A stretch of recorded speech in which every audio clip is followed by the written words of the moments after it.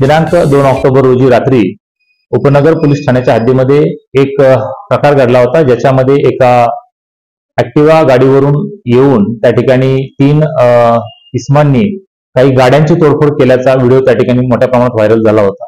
सदर गुन्ह्याची उकल करण्यामध्ये उपनगर पोलिसांना यश आलेलं आहे। आमचे उपनगर पोलीस स्टेशनचे पीआय शिरसाट साहेब आणि त्यांच्या मार्गदर्शनाखाली आमच्या डिटेक्शनच्या टीमनं सदर गुन्ह्याची उकल केलेली आहे। त्याच्यामध्ये 3 विधी संघर्षग्रस्त बालके त्या ठिकाणी ताब्यात घेण्यात आलेली आहेत आणि त्यांच्याकडून सदर गुन्ह्यामध्ये जो काही घडलेला प्रकार आहे त्याबाबत सविस्तर अधिक तपास आम्ही करत आहोत।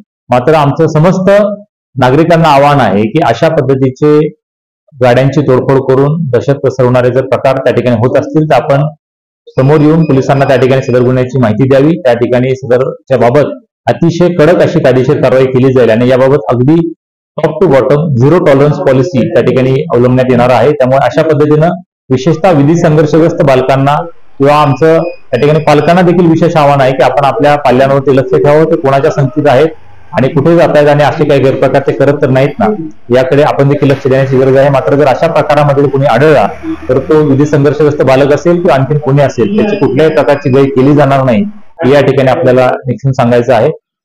सदरची कामगिरी ही उपनगर पोलीस स्टेशनचे आमचे पीआय शिरसाट साहेब आणि त्यांच्या सोबत डीबी टीमने केलेली आहे। न्यूज साठी ब्युरो चीफ अनवर खान पठाण, नाशिक।